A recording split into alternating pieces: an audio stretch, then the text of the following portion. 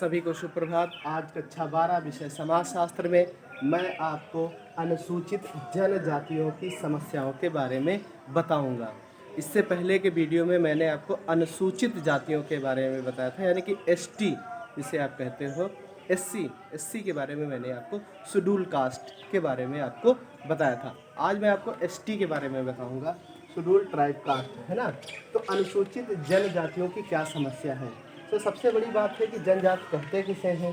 तो जनजाति कहते हैं कि स्थानीय आदिम समूहों के किसी भी संग्रह को जो एक सामान्य क्षेत्र में रहता हो, एक सामान्य भाषा बोलता हो और अपने एक अलग सांस्कारिक या सांस्कृतिक क्रियाकलापों को करता हो, उसे हम एक जनजाति कहते हैं।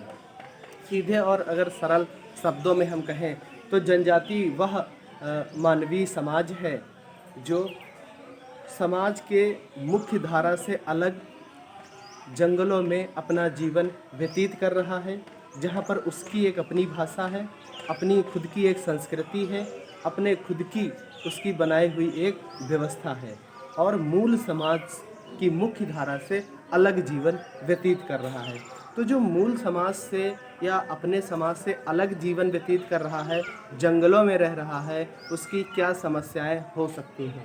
पहली समस्या है दुर्गम निवास स्थान। सबसे बड़ी बात है कि जो उनका निवास स्थान है वो बहुत दुर्गम है, कठिन है, विषम परिस्थितियों का है।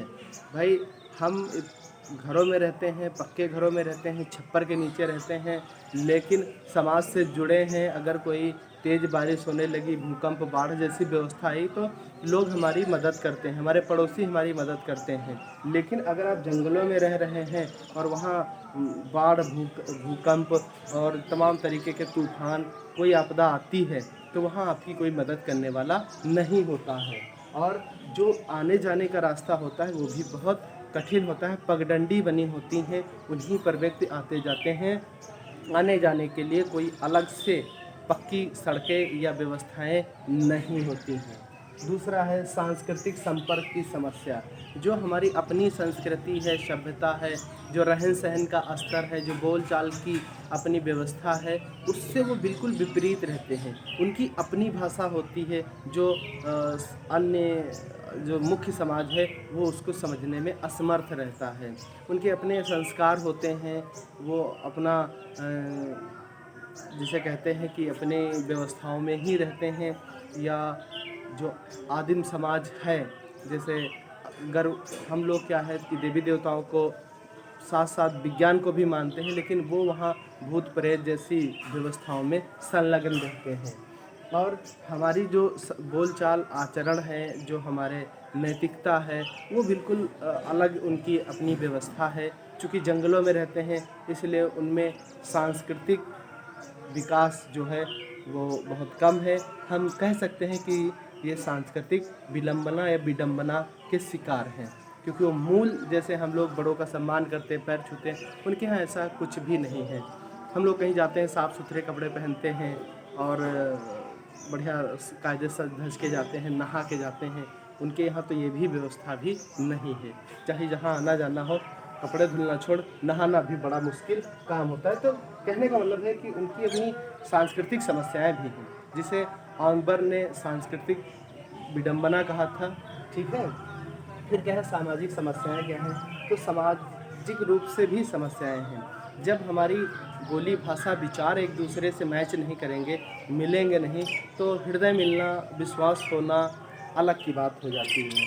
तो सामाजिक स्तर पर भी जो हम देखते हैं वहाँ पर भी बड़ी, या ये कहें कि हम उनको बड़ा हीन दृष्टि से देखते हैं, हम उनको बहुत अपवित्र मानते हैं। ये सामाजिक समस्याएं हैं उनके साथ, क्योंकि ना तो उनके विचार मिल रहे हैं, ना उनके भाव मिल रहे हैं, ना उनकी क्रियाकलाप हमसे मिल रही है, मुख्य समाज से मिल रही है। और उनका रहन सहन और आम आदमी का रहन सहन में बड़ा अंतर है, इसलिए सामाजिक समस्याओं का भी उन्हें सामना करना पड़ता है।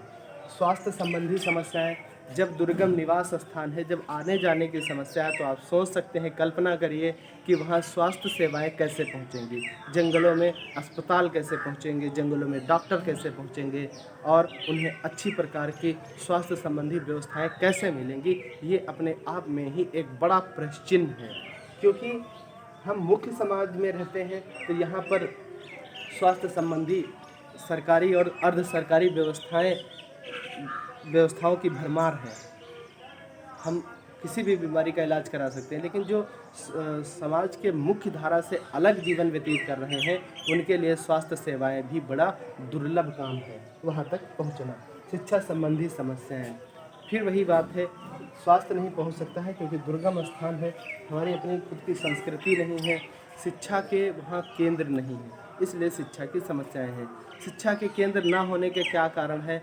क्योंकि जो मुख्य धारा से जाएंगे, ठीक है, और तो निवास स्थान होना चाहिए, स्कूल होने चाहिए, कोई व्यवस्था होनी चाहिए जिस व्यवस्था के अंतर्गत उन्हें शिक्षित किया जाए, लेकिन उनका जो अपनी व्यवस्थाएं, अपनी संस्कृति है वो अरण्य जंगलों पर ही निर्भर करता है, ठीक है, जीव जंतुओं पर ही उनका खाद्यान्न निर्भर है, जंगलों की ही व्यवस्थाओं पे उनका जीवन निर्भर है, तो इसलिए वो सब 2 वक्त की रोटी में ही लगे रहते हैं, उन्हें शिक्षा की कोई भी ज़रूरत नहीं महसूस होती है, ऐसा उनका मानना है। लेकिन हम देखते हैं अपने समाज से उनकी और अपनी, तो वहाँ पर शिक्षा के केंद्रों का अभाव होने के कारण वो सब शिक्षा से वंचित हैं। सरकार प्रयास करती है लेकिन फिर भी वो अपनी 2 वक्त की रोटी में ही लगे रहते हैं। इस तरीके से हमने आपको अनुसूचित जनजातियों की समस्याओं के बारे में बताया है। दुर्गम निवास स्थान है, सांस्कृतिक संपर्क की समस्या है, सामाजिक समस्याएं हैं, निवास संबंधी समस्याएं हैं और शिक्षा संबंधी घनघोर समस्याएं हैं। इसे आप अपनी कॉपी पर नोट कर लेना।